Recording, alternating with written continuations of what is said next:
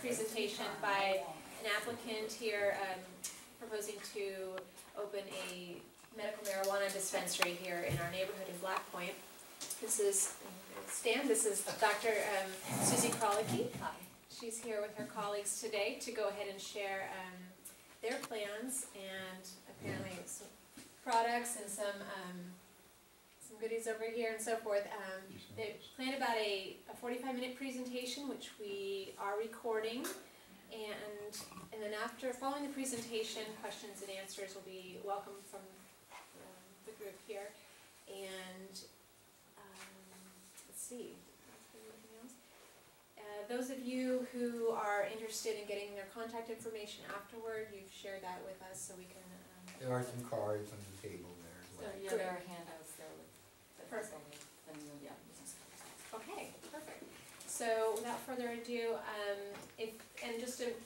one little housekeeping note, there's a sign-in sheet. Has everyone signed in the waiver for the meeting room? If you haven't, please do so before you leave tonight. It's right there. I've also turned off the heater as it can get pretty noisy. If you get real cold, we can turn it up, but it'll get loud over the recording. So, all right. Thank you very much. Thank you, Susanna. Hi, everybody. I'm Dr. Susie Krolicky, as Susanna already mentioned. And I just want to say thank you for allowing us to be here tonight and share with you our plans. I'm here on behalf of Marin Compassionate Caregivers, and we are the applicant for the dispensary license at 5 Harbor Drive. So it will be replacing the garage next to Rossi's Deli, the tow yard. So I wanted to start just by introducing myself and giving a little background about myself, and then get into the details about the dispensary and introduce my colleagues as well. But I'm not only a naturopathic doctor, I'm also a mother and a wife, and I have 2 young children, and we live in Mill Valley, and my husband grew up in Mill Valley. He's lived in Marin his whole life. I've lived here off and on for about 18 years, and my parents live here as well, so we're very rooted in Marin. We love Marin. And I wanted to also just give a little background about naturopathic doctor, because a lot of people don't know what that is. So I don't know if anybody knows what a naturopathic doctor is, but I'll just give a little explanation of what the education is and training.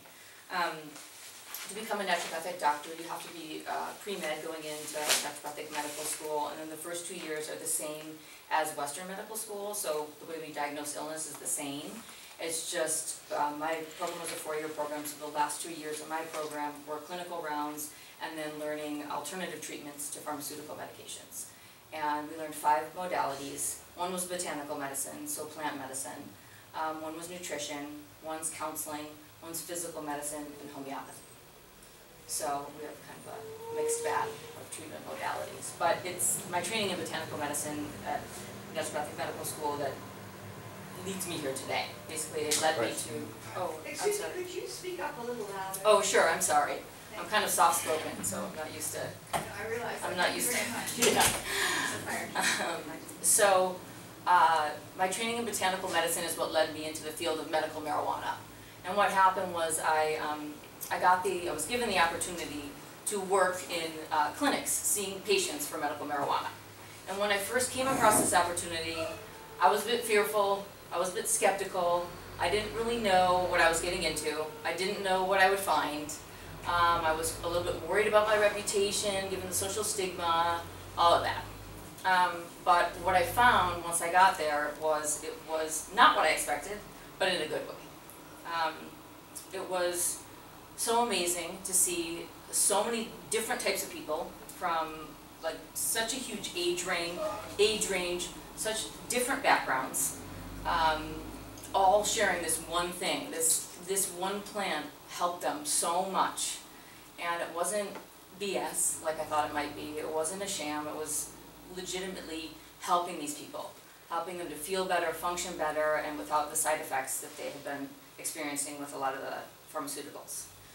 So I was really pleasantly surprised, and I worked seeing patients for a while, and as I worked seeing patients, I learned more about the different forms of marijuana and how the different forms affect, the way they affect the patient. very much so. And so the more I learned about the different forms and the different ways of using marijuana to treat different illnesses, I started teaching patients. So I would spend time, in the beginning it was just, you know, just helping not diagnose, but, you know, helping them with their illness, talking about their illness, charting everything appropriately. But then towards the end, it was, okay, I think you need to use this, you know, for this reason at this time, and working with patients in terms of, I realized that they needed so much help there. And they were telling me that when they went to dispensaries, they didn't feel comfortable. They didn't really know what to ask, they didn't know what to get, and they didn't really feel comfortable. So that kind of planted the seed for me, and is part of what leads me here today. Because I realized that I might be more beneficial on the other end of things, on the dispensary side of things. So, When you read about the opportunity to open up Marin. yeah, so then once I learned about the opportunity here in Marin, I thought this is, you know, this is a great opportunity. And that leads me to Marin Compassionate Caregivers, which is the nonprofit that we formed and I'm the director of, and there are a couple other members who aren't here today, and Steve will speak about them. But the mission of Marin Compassionate Caregivers is to provide the community of Marin with alternatives that improve overall well-being and quality of life, because that's what I found, and I would like to be able to bring that to Marin. But being a Marin resident, and I mean, I live in Mill Valley, there's going to be one opening down the street from me in a very highly trafficked area. So I can relate, I understand it, to some degree how you feel. But I know so much more about the benefits, so it helps me to offset some of the Negatives? yeah. So that's the mission, but my intention is to do the dispensary in a way that is, you know, works with the community of Marin. And I think the number one word that's always come to mind and that I keep going over is discreet. I think it needs to be discreet, I think it needs to be low-key, I think it needs to be small, tasteful. So those are the intentions of the Marin Compassionate Caregivers. If we were to be able to get the license, if this does move forward and we can open the dispensary, then those are our intentions.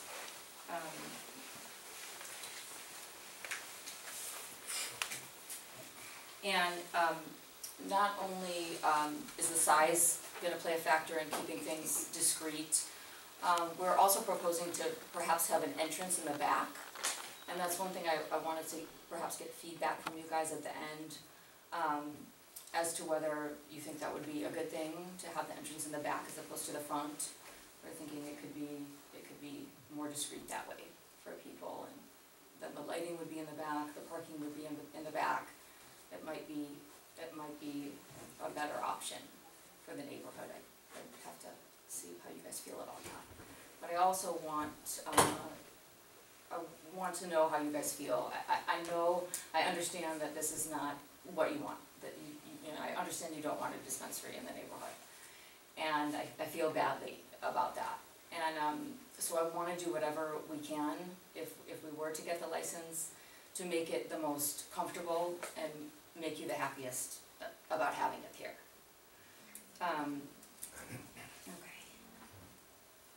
One other thing I wanted to mention is that I want you to understand that I'm not here as the Marin ally to a huge corporation that's not based in Marin.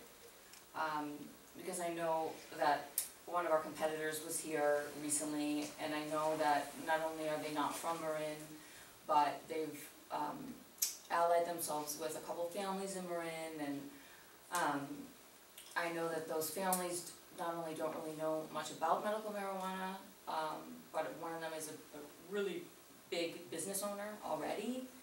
And so to me, I just want to make sure you guys understand, like, that to me sounds like big business. And I don't think that big business is going to result in a small, discreet dispensary. So I just want to make sure that you understand that. the other thing that I wanted to discuss is that we want to give back to the community, and I reached out to the Marin Community Foundation as a possible charity to donate to. And we talked about giving 2% of profits, and then also possibly volunteering in some capacity. They would help us find the best fit for volunteer. Either staff or members of the collective could volunteer. We could put sign-up sheets there. But I wanted to know if there are other charities that you guys like or would propose as better options or other options. I'm a great charity. I take donations anytime. Oh, yeah.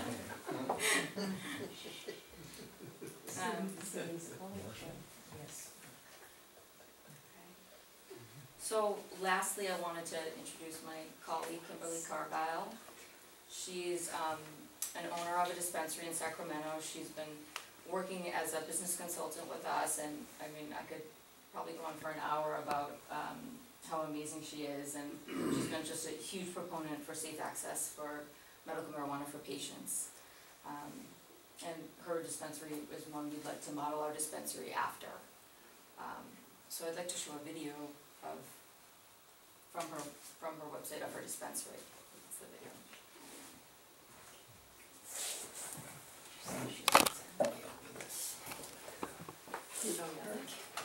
Dispensaries in In Sacramento, yeah. Welcome to a therapeutic alternative. We are a medical marijuana dispensary regulated by the city of Sacramento. We are located in the medical district of Midtown, downtown Sacramento, close to 3 major hospitals, major cancer center, pharmacies, and doctor's offices. A therapeutic alternative, how may I help you? Yoga's going to be at 6 o'clock tonight. Okay, thanks. Bye. So anytime a patient comes to a therapeutic alternative, they're greeted at our door by our security guard, licensed by the state of California, who checks for their doctor's recommendation and their California ID. If they have those things, we welcome them into the lobby, and we have them sign up with us, which is a 4-page application, going over their medical history, a medical liability release, membership guidelines, and membership collective agreement. We also verify their recommendation with the doctor and verify their doctor with the California Medical Board. Once a patient is verified, we give them a tour and show them around and focus on education about the cannabinoids and the terpenes. Try to find out exactly why they're using cannabis, what symptoms they're looking to cover, and what products we can provide to them to cover those symptoms. We go over our test results. Everything here, every product is lab tested for contaminants like mold, mildew, pesticides, bugs, solvents of any kind. We also test for the cannabinoid profile. We have a wide variety of products, everything from tinctures, capsules, edibles, concentrates, vaporizers, and a wide variety of different herbs. We can tailor the type of administration and the strain of cannabis with the correct cannabinoid profile to the patient. This is one reason why patients need dispensaries, so that they can get the right type of medication for them. We have many services here that are complimentary for our patients. We have Reiki, massage, acupressure, sound therapy, stress reduction therapy, meditation. And what we're trying to do here is provide more than one alternative therapy for our patients. Our ultimate goal is to heal the patient. I didn't go the traditional medicine with the chemo and the radiation and all the therapies. Instead, I've always believed in the body being given the right tools can maybe fix itself. And so that's the direction. And also the chemo and the traditional medicine wasn't a very good outlook for me. I was never going to feel good again. I really didn't have any choice but to suffer my pain in silence or do something that was natural, which is what I believe medical marijuana is. This is a natural medicine that's been used for thousands of years, and it has many scientifically based studies that support it, and we're seeing those patients on a daily basis keep coming back because it is helping them. If you have whatever problem, they know which medication to suggest they help you, and you're just like a family. Everyone is so relaxed. It's a great place.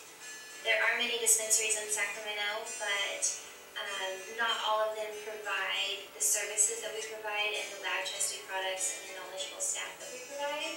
So we have a lot of doctors recommending patients to us who've never used cannabis before, because they know that when they come here, they're going to get the education that they need to find the medicine that's right for them.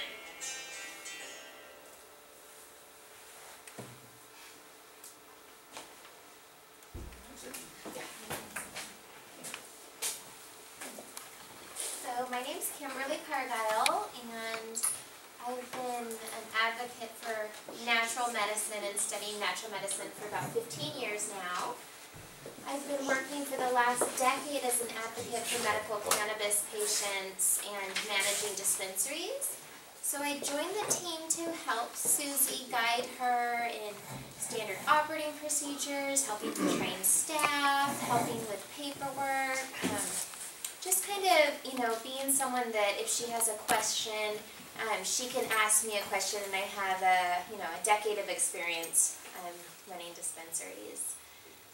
So I brought with me many of the products that we carry here, that we carry at a therapeutic alternative, and Marin Compassionate Caregivers will also carry a variety of products with varying cannabinoid profiles. Cannabinoids are the active ingredient in cannabis, and they are the molecules that attach to receptor sites throughout our body and cause different pharmacological effects. So you may have heard of THC. It's a very popular cannabinoid over the years. Everyone's heard of that one. But there are many other cannabinoids also. The three main ones, or the four main ones we're seeing most recently in the lab tests that we are getting back from the lab, and the products that are coming on the market are CBD, THCA, THC, and CBN. So afterwards, if you want to come up, you can take a look at these products just to quickly go over them. This is just some child-proof packaging that we provide. These are capsules. The capsule form is kind of easy for people to understand and transition from pharmaceuticals. A variety of capsules. These lotions, we call them topicals, are amazing. They're for localized pain and inflammation, injuries, arthritis. Most of these products are not psychoactive. So when you think of cannabis and you think of marijuana, you're thinking of, a lot of the stereotypes and that, getting high, and that's not what we're about. Actually, our patients, that's the opposite of what they want. Our patients want to feel better. They want to have a better quality of life, and they want to learn how to use cannabis in a way to benefit them, reduce the symptoms of their illnesses and disorders. So I always carry a topical with me. I broke my leg twice, and have had surgery and have some pain related to that. So these are great for localized pain. Suppositories for endometriosis, cervical cancer, prostate cancer, tinctures, a variety of tinctures, anything from helping you sleep, reducing seizures, reducing anxiety, reducing pain, inhalers. You've probably heard of the candy bars. These are have been around for a long time. We have pain patches, sprays, vaporizers, a variety of products. I'd be happy to answer any of your questions afterwards. And I just wanted to say that I'm very thankful to work with Dr. Susie. She's a wonderful woman, and I think that she's going to make a positive impact on your community.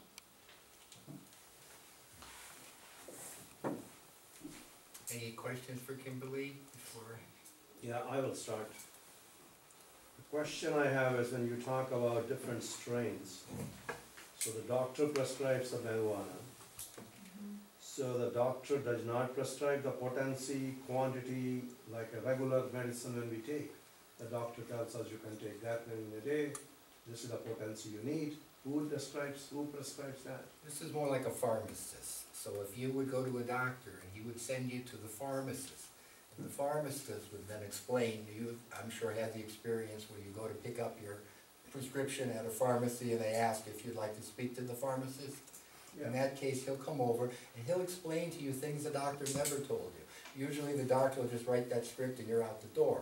The pharmacist is the person that actually will tell you more about that drug and what it's going to do to you, what the side effects are, which are very, very important. So when you have a properly run dispensary that's headed by somebody who really does care, you're going to get that information the same way you get it from your pharmacist. So as Kimberly was saying, they will explain to you, first they listen to you. If they don't listen to you, then they have no chance to give you what you need. But they will take the time at a good dispensary and listen to understand what your complaint is and your, you know, why you're there, and then help to try to come up with a remedy. And honestly, in this industry, the doctors don't have the knowledge that the dispensaries have.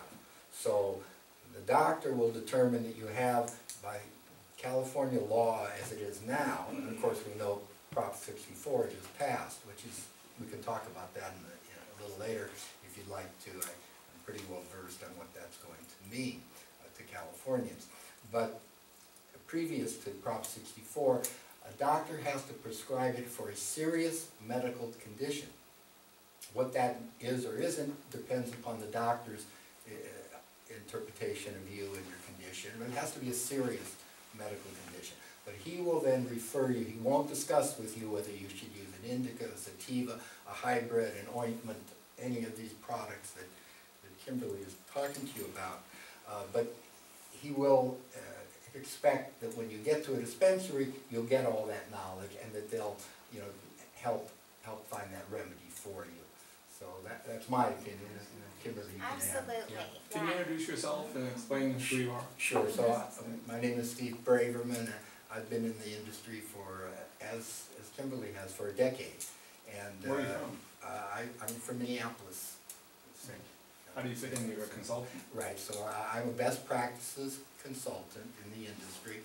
And in 2007, I helped a friend of mine, Peter Marshall, who's a teacher and a musician and a studio musician, a touring musician, and also someone who used cannabis for a couple of serious pain conditions that he had, opened a dispensary in Beverlywood in Los Angeles, which is Beverly Hills adjacent, is what they call it. And we work very closely with the Beverlywood Homeowners Association, and like your group, you know, tried to be sensitive to their concerns, and it ended up being a very successful relationship. They actually, as an association, tried to lobby the city of Los Angeles to allow that dispensary to stay where it was. Unfortunately, the law in Los Angeles in 2014 changed, and you had to be 1,000 feet away from any place that children congregated. And they happened to have been across the street from a swim school. So they had to move out of the area. They actually had a good enough relationship with the Beverlywood Homeowners Association that they wrote a letter to the city council and to the people that were making the final decision to allow it to stay where it was. But unfortunately, they weren't going to open up that kind of a discussion. Either you were 1,000 feet away or you weren't. So, what was your name again? I'm sorry. Steve, yeah, Stephen Steve what? Braverman. Yeah. And so I've then also worked with a Chinese doctor. His name is Dr. Zhao, and he opened up, he actually was, I first met him at that dispensary in Beverlywood. He wanted to open up his own doctor's office to see patients. And we opened one in Los Angeles. Then over the next 5 years, we had 7 clinics. And I hired Susie to work in the Santa Cruz office with Dr. Brayman. And then later there was an office in San Rafael for a short time. So you guys go way back. Right, exactly. So when Susie contacted me and told me that she had heard that Marin was going to allow 4 dispensaries, and what did I think about that? You came on up. I did, yeah. So I introduced her to this Peter Marshall, and Peter also, I helped him over the last 2.5 years to get a license in Malibu. So Peter and myself got licensed, it was a 2.5-year battle because it was a very rigorous process. They only want 2 dispensaries for all of Malibu, and that's what they now have. It's called a Malibu Community Collective. That was a battle. That was a long battle, yeah. It Who? was, well, both with the homeowners that were nearby. They were concerned, PCH, right where it's on PCH, and it was next door to a liquor store. So a lot of it, Rossi's. yeah, kind of like Rossi's in that sense, that's right. And so that was a concern. There was one dispensary that was already opened, and they put a lot of time and money into wanting to have a monopoly. So they didn't want anyone else opening in Malibu. So that was part of it. But we prevailed in the end, and I think reason prevailed, and they did allow it to open up. And you know, really, the argument that we used there was that the other dispensary was very close by to an open bar where people could actually drink. With a tap. Right, exactly. Kind of like Rossi's. Exactly. Whereas this was like Rossi's, where you're buying packaged goods, so nobody is drinking there. No, they have the tap. Right. Oh, they There's do? plenty of people Oh, working okay. there. All right. Well, it's better In if the they- afternoon, you'll find Oh, 30 okay. people All drinking. right, there you go. Yeah. Well, you know, people leave a dispensary with a sealed bag that's stapled closed, and they're told to not be foolish, and of course not open until you get home. So it's like discretion. One of the arguments, as a matter of fact, that we used in Malibu, which prevailed, was a photograph taken of the CVS. And on front of CVS in Malibu, there are 2 words next to CVS. There's pharmacy and liquor. So our argument was, are they telling people, get liquor and get stuff from the pharmacy and go in the parking lot, use it, and then drive home? I don't think so. You know, I think we're adults. I think we can be expected to act like adults and be reasonable. So in That's the the end, argument. yeah, in the end, that argument prevailed. So other part of my background, as I say, I was the operations manager for 420 Med Evaluations, and that is how I met Susie. And I can only tell you that of all the people, and I